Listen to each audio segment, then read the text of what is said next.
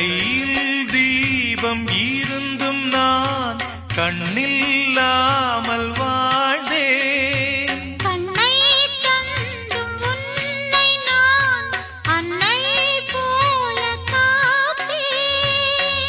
வாழ்க்கை என்னும் பள்ளியில் என்னை சேர்த்தவா, வாழ்க்கை என்னும் பள்ளியில் என்னை சேர்த்தவா. விழிகள் ரெண்டும் பள்ளிக்கூடம் தொடங்கு கண்ணா புதிய பாடம். மடியில் சாய்ந்து படிக்க வேண்டும்.